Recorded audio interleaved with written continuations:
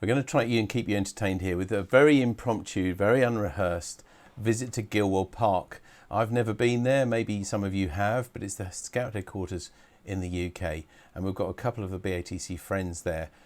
We've got Frank, in fact, I hope, M0AU, we're going to show him shortly. We've got Lawrence, M0LCM as well on the camera. So hello everybody.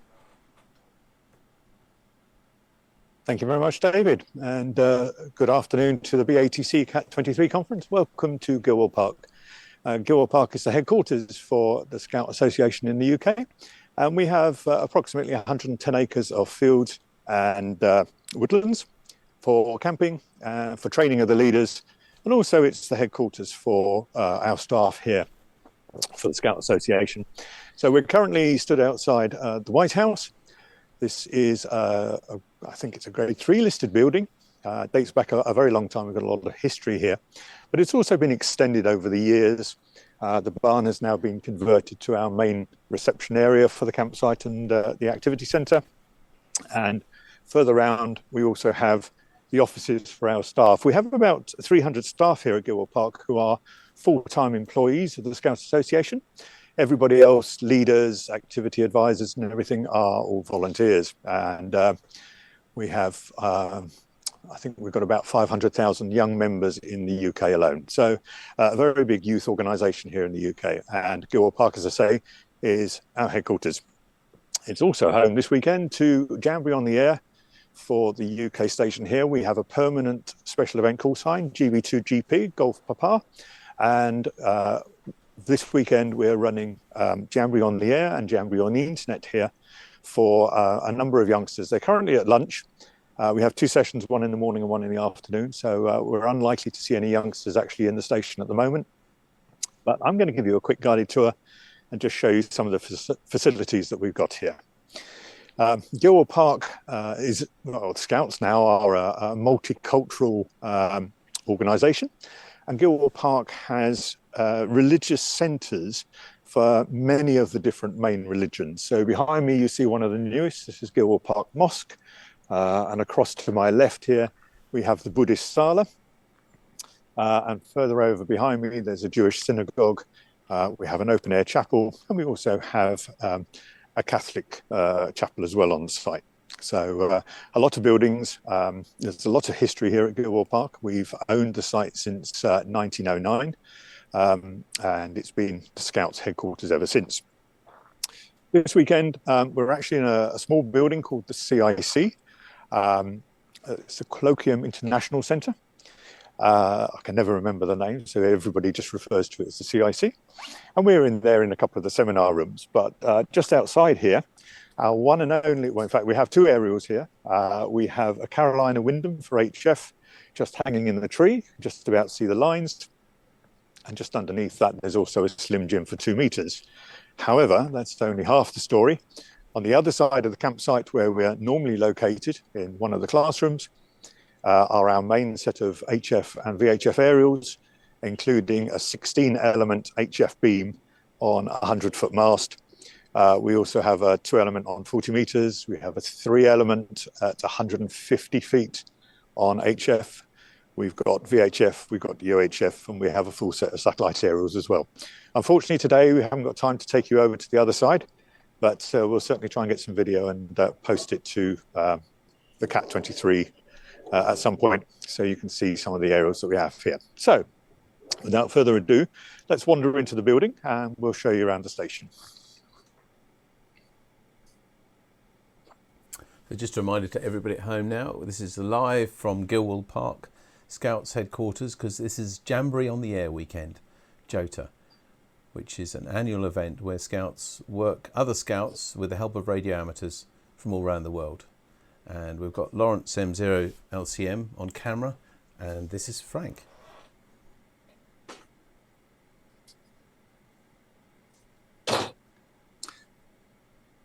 So the CIC has been recently refurbished.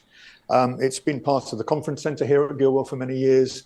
It's formed part of the training, and now it features as the main dining for campers on site. We have a number of indoor buildings for accommodation, We can accommodate, I think, approximately 200 youngsters indoors on the site from the different buildings, as well as all of the camping.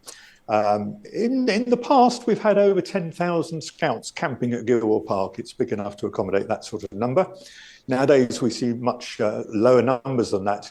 But if they are here for a long time, then they can book their food here, and they'd actually come into the CRC and be fed here. So I'm just going to walk you through to the entrance of that. We won't take you into the dining room. You don't want to see that bit, but this is our nicely refurbished building.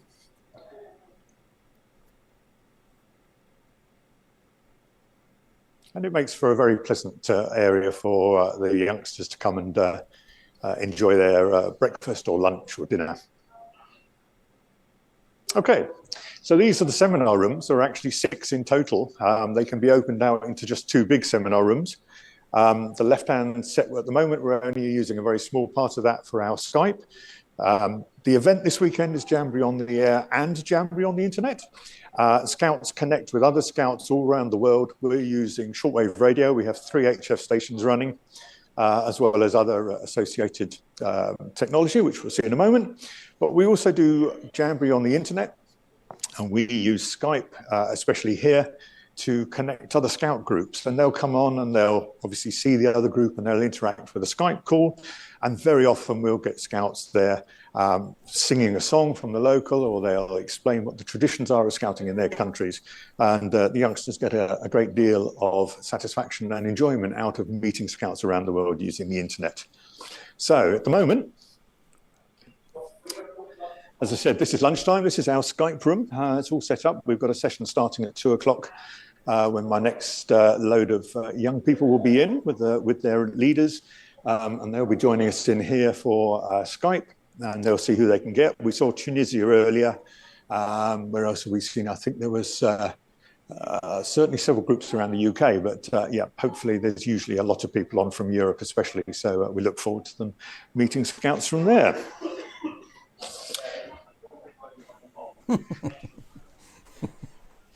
All through here, we've got all of these slogans that have been pasted on the walls, and yeah, they keep the scouts entertained while they're doing their sessions and queuing for lunch. And the adults. Okay, the shack is fairly noisy at the moment. I can hear that now, but we'll try and give you a quick guided tour. Okay, come on in.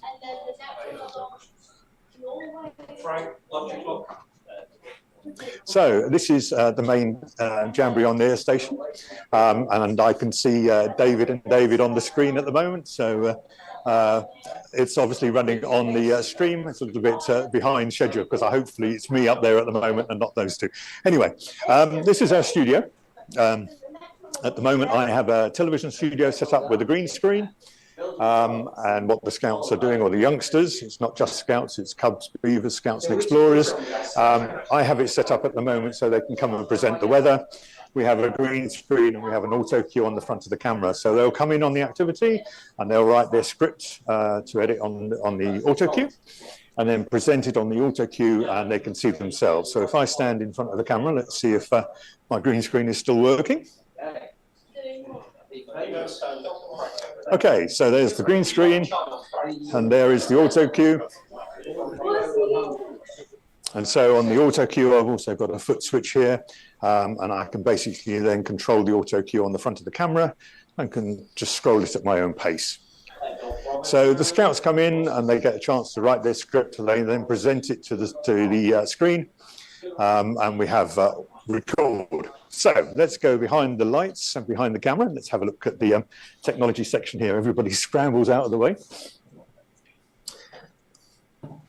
So here's mission control, complete with coffee cups. Thanks, guys. Complete with coffee cups. Here you see the auto cue computer, currently in presenter mode, but they'll come in and they'll edit on that first. We're then running a fairly standard ATEM setup. So ATEM is controlling the green screen. I've currently got graphics and the camera. We've got a remote camera in the rest of the room. If I just switch that back to the data station, there's the data station, and then I can scan that round. The HF station 1, HF station 2, and through in the other room, we're doing a bit of kit building. Again, the guys there have gone for lunch at the moment. They'll be back when the youngsters come in at about 2 o'clock. So that's our remote, just running on a little stream deck there that gives me the access to all of the different bits. The remote camera is further over. We'll see that in a minute. So that's that. We've got graphics into the system, so it allows me to change the background. At the moment, I'm running on one of the media clips that's in the ATEM, but we can actually switch to showing video or stills from there. And that is then a control. We've got a hyperdeck in here, so I can actually record it. It's nice to be able to record the performances of the weather, the presenting of the weather by the youngsters, and I can just hit the record button on our hyperdeck and just record it straight to disk, which is really useful. And that's the rest of my desk there. Okay, so this is the rest of the station. One of the things that we have got, one of our leaders here, Tom, M0LTE, has very kindly designed and written our dashboard for us with a map. And this interfaces with all of our logs and all of our all of our rigs here at the moment.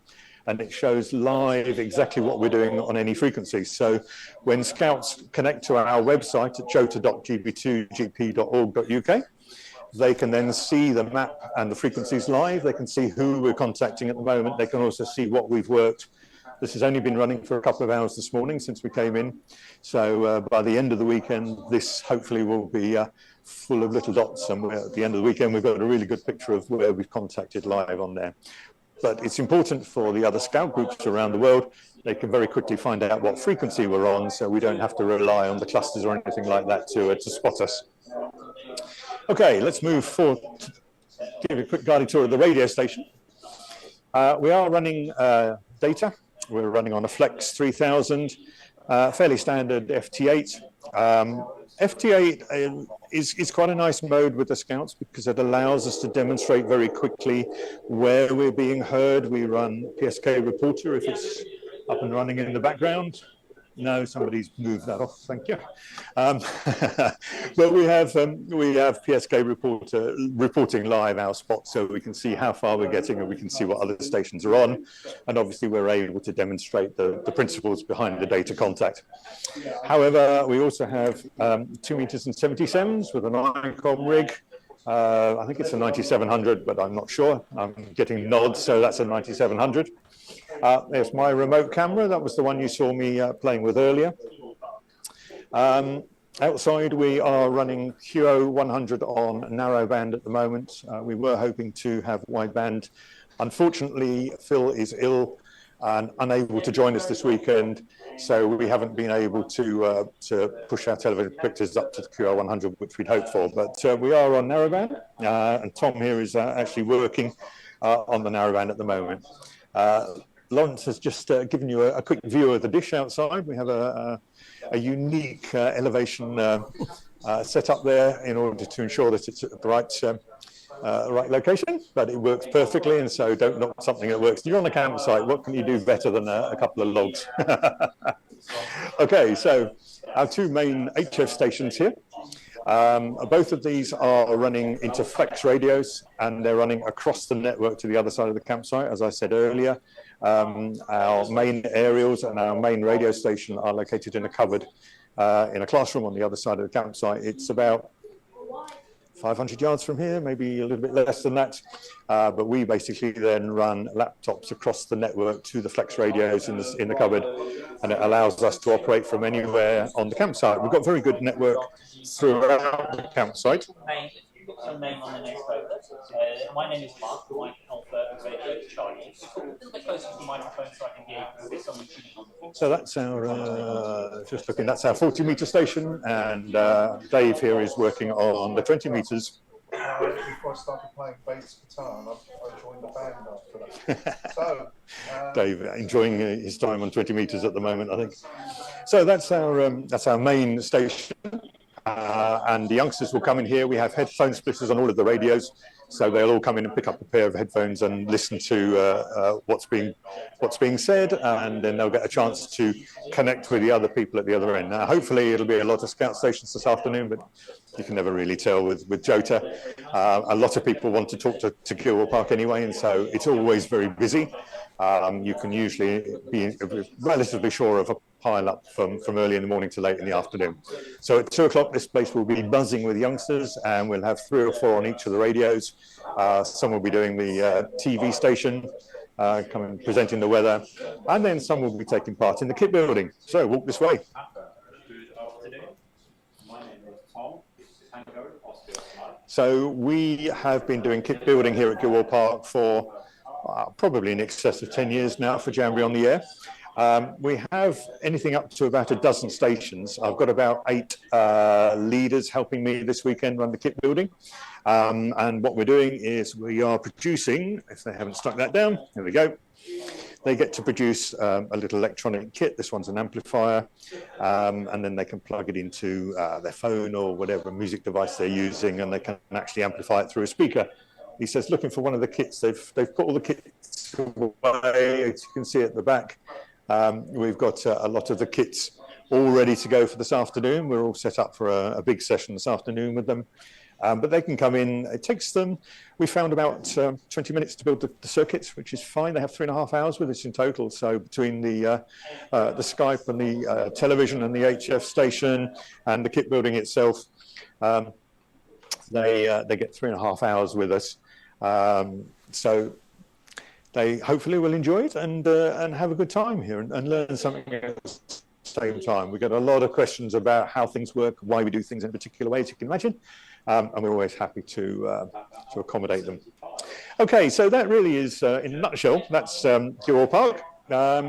It's not really possible for us to take you over as far as the aerials, but as I said, I'll try and shoot a little bit of video later, and for anybody that's interested, we'll post the video, and you can see the size of our aerial farm, which is fairly extensive. David, fairly brief tour, but I hope that gives you and everybody at CAT23 an idea of what's going on. And I wish you a very good afternoon. I'll take any questions if we can. We might move outside where it's a little bit quieter.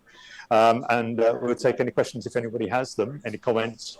Other than that, enjoy your lunch and enjoy the rest of CAT23. Right, let's move back into the corridor. It'll be a little bit quieter. Well, that's excellent. I mean, it's to be honest, I hope you can hear me, Frank and Lawrence. This has been amazing because impromptu and unrehearsed, but it was brilliant piece. I'm sure everybody has enjoyed watching that. We have got a couple of questions for you. One of them was, are the antennas there permanently at Gilwell Park? Yes, they are. So apart from the one I've hung in the tree outside, the ones that we have here permanent, we have had a radio station at Gilwell Park since the late 50s. It's moved around the site a couple of times. It used to be in the maintenance shed over the other side of the campsite, but we now have a permanent location over near the camp square. We have an Akiva tower, one of the cell towers here, or at least a linking tower. We had a mast up before Akiva wanted to put one up, and so we came to an arrangement, and they just extended us by about 60 or 70 feet, and we still have a couple of our aerials on the very top of that, and we've since developed and put in additional masts. We have 3 permanent masts and a mobile tower. As I said, we have a 16-element opti-beam, 3-element tri-bander, 2 elements on 40. We can do 6, we can do 2, we can do 70 centimeters. I think we've got a capability for 4 meters somewhere. We cover everything. Dipoles from the top of the mast for 80 and 160. And yeah, that really sort of covers us. So 24/7, the station can be active here. During the summer, we'll find that if we've got a lot of activity camps here at the campsite, then we can come in and provide an activity. We used to run radio orienteering here. We'll go out into a tent in the middle of the field and run it. The network extends right across all of the camping fields. There are posts in the middle of the field, and you'll find a little cat socket in the side of that. You can go and just plug your Cat5 into it, and off you go. That's not a problem at all. So very, very well covered with the infrastructure here, and the site is permanent. Sorry. Lovely. No, it's excellent. Sure. I hope we're not losing the connection after that. No, we're just a little bit shaky there on the connection, but hopefully you can hear me. So it's presumably you've been doing this for quite a long time, so you've seen a lot of changes. And I wonder about youngsters now. A lot of us try and get youngsters interested in amateur radio, and the Scout seems a great way to get them involved. Is it something for many of them that they've never seen before, never heard of before, and that it does excite them? Yes. So I have been doing this a while, and in fact, I'm spent the first night in one of the patrol cabins over the far side of the site, and I realised that it was the location that got me interested in radio in the first place. Are we losing it? Are you right? We've got you. It's okay. It was the location that got me interested in radio in the first place, and that was 42 years ago. So I've been here a while.